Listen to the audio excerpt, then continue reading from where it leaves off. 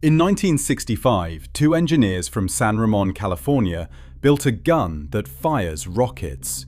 Not bullets, actual tiny rockets, complete with their own propellant and exhaust ports. The thing looked like something from a science fiction movie because, well, it basically was. James Bond used one in You Only Live Twice. The prop department did not have to change much. But the Gyrojet never made it. Not into military service, not into police holsters, not anywhere that mattered. And the reasons why are so stupid, so preventable, that it'll make you want to scream. This is the story of how the coolest handgun concept of the 20th century died because nobody could figure out how to make the ammunition work right. Let me give you some context first. Robert Mainhart and Art Beale were rocket scientists. And I mean that literally. These guys worked in the aerospace industry during the 1950s, back when America was shoving rockets into everything and seeing what happened. Space race fever had the whole country thinking about propulsion in new ways. Mainhart and Beale had a question that sounds obvious in hindsight. If rockets work for missiles, why not for pistols? They were not the first to ask this. The Germans experimented with rocket bullets during World War II, because of course the Germans did. But those designs required conventional gunpowder to start the rocket, which defeated half the purpose. Mainhart and Beale wanted something purer, a weapon where the projectile did all the work itself. The idea was elegant. Traditional guns use an explosion in the chamber to shove a bullet down the barrel. All that energy happens in a fraction of a second, which means the gun needs thick steel walls to contain the blast, heavy machinery to cycle the action, and your wrist absorbs the full recoil of that tiny explosion. A .45 caliber pistol kicks because all that energy is transferred instantly. Physics does not give you a choice. But a rocket is different. A rocket accelerates slowly over time. It pushes against nothing except its own exhaust, which means the launcher can be absurdly simple. No heavy barrel needed because there is no pressure to contain. Minimal recoil because the energy release is gradual rather than instantaneous. The weapon could theoretically be made from stamped steel or even plastic, since it was basically just a tube to point the rocket in the right direction. Mainhart and Beale founded a company called MBA Associates, that stands for their initials, Mainhart, Beale and Associates, not the business degree, and started building prototypes in the early 1960s. Their first working model shot 12mm rockets that looked like little metal tubes with exhaust ports drilled at angles around the base. The rockets had no rifling grooves because they did not need them. The exhaust ports were canted, which meant the escaping gas made the projectile spin as it flew. Self-stabilizing ammunition. Think about how elegant that is. When you pulled the trigger, a spring-loaded hammer struck the rocket's primer and ignited the solid fuel inside. The rocket would then spin from its own exhaust, stabilizing itself like a rifle bullet, and accelerate down the barrel and beyond. The launcher itself did almost nothing. It was basically a fancy pointing device. Here is where the Gyrojet gets weird, and honestly kind of impressive. At the muzzle, these rockets were traveling around 100 feet per second. That is slower than most airsoft guns. A fastball pitcher throws harder than that. If you held your hand in front of the barrel at the moment of firing, please do not do this. The rocket would probably just bounce off your palm. Probably. But by 20 meters downrange, the rocket had accelerated to over 1,000 feet per second, which puts it in the same neighborhood as a 9mm Parabellum. At 60 meters, the 12mm Gyrojet was moving around 1,250 feet per second, which is faster than any conventional handgun round on the market. The thing got more dangerous the farther away you stood.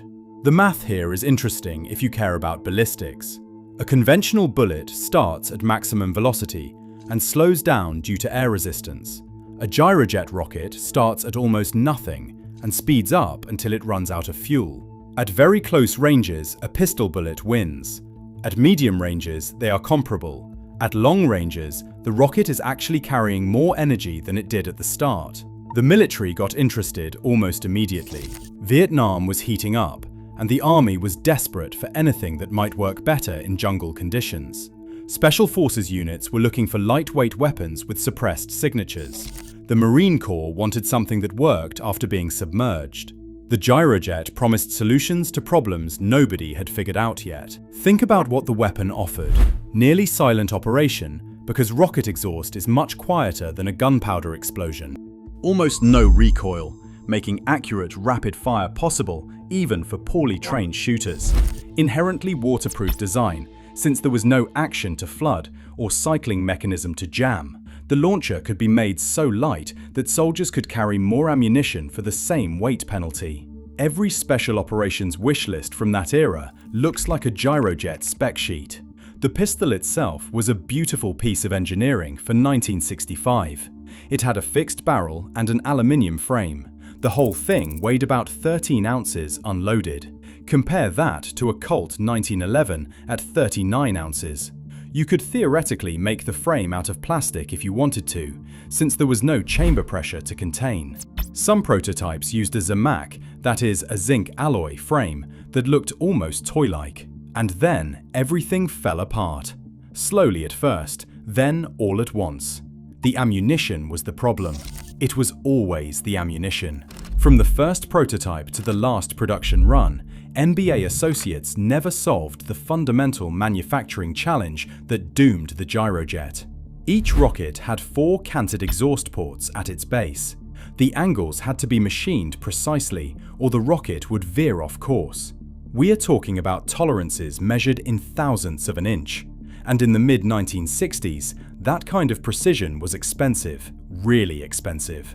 Each round cost somewhere between 75 cents and $1.40 to produce, depending on the production run. Adjusting for inflation, that is roughly $8 to $12 per shot in today's money. You could buy an entire box of conventional 9mm for the cost of firing the Gyrojet twice. But price was not even the main issue. A military that can afford napalm can afford expensive bullets, if those bullets actually work. The rockets had a consistency problem that MBA associates never solved, despite years of trying. Some rounds flew straight, some corkscrewed wildly. Some tumbled end over end immediately after leaving the barrel, because one exhaust port was slightly larger than the others. The drilling process was inconsistent enough that every rocket performed differently from the one before it. Military testers reported accuracy so bad that hitting a man-sized target at 25 meters was basically luck. The Army Ballistic Research Laboratory ran tests in 1967 and found dispersion patterns that would make a smoothbore musket look precise. There is a story, and I have not been able to independently verify this, so appropriate skepticism applies, that during one demonstration for military brass, a Gyrojet rocket ricocheted off a wooden target board because it had not accelerated enough by the time it arrived. The officers were not impressed. This gets at the fundamental weakness of the concept. At close range, the rocket is moving so slowly that it might not even penetrate. A soldier in a knife fight would be better off throwing the pistol at his enemy. The ammunition also had ignition problems that conventional firearms simply do not experience. Unlike a standard primer that either fires or does not, the Gyrojet's primer could partially ignite. Picture this: enough propellant catches to give the rocket spin and push it out of the barrel, but not enough thrust to fly straight. The result is a projectile that corkscrews unpredictably for about 10 meters before either burning out or finally achieving stable flight. Misfires were common, hangfires were worse, and if you do not know that term, it is when the round fires a moment after you pull the trigger, which is exactly as dangerous as it sounds. You get a click, relax your aim, and then bang. MBA associates tried everything they could think of. I mean everything. They built carbines with longer barrels, thinking the extra guidance would help accuracy. It did not, because the problem was the rocket, not the launcher. They designed rifles with shoulder stocks, hoping that improved shooter stability would compensate for projectile inconsistency. That also failed. They scaled up to 13mm rockets, reasoning that larger projectiles would be more aerodynamically stable and less sensitive to manufacturing variations. The bigger rockets had the same problems as the smaller ones. They scaled down to experimental smaller calibers. Same story. They tried different propellant formulations, searching for more consistent burn rates. They experimented with various primer compounds. They modified the exhaust port geometry. They changed the canting angles. Every modification either created new problems or failed to fix the old ones. The technology that killed the Gyrojet was not the technology of rockets. We had that. It was the technology of making small things precisely, over and over, affordably. And we have gotten very, very good at that in the past 60 years. Nobody is making Gyrojets today, though. There is no company tooling up to resurrect the concept with modern manufacturing. Part of that is probably legal. Rocket ammunition complicates things from a regulatory standpoint. Part is economic. Who wants to invest millions in tooling for an unproven market? And part is just that the firearms industry does not like weird. The last I checked, original Gyrojet pistols float around the collector market, selling for somewhere between $1,000 and $3,000, depending on condition and documentation. The Mark I models from the early production runs fetch higher prices. The carbines are rarer and more expensive. Original ammunition is even scarcer, and most people who own it refuse to fire it, because each round is basically a museum piece worth $50 to $100. There are hobbyists who have tried to manufacture reproduction rockets, with mixed results.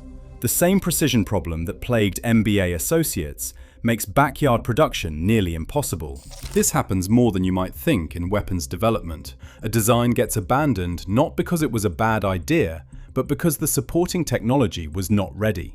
The Gyrojet needed manufacturing precision that would not become affordable for another 4 or 5 decades. By the time the tools existed to make it work, everyone had forgotten it was supposed to be the future. The rockets still exist in a few warehouses and private collections. Some of them probably still work. If you ever get your hands on one, and can find ammunition you are willing to actually fire, you will be holding a bullet that wanted to be a missile, designed by rocket scientists who saw the future of personal weaponry and just could not build it yet. They were right about the concept, they were wrong about the timeline. That is the Gyrojet, a beautiful failure, a weapon 40 years ahead of its ammunition, and maybe, just maybe, an idea whose time still has not quite come.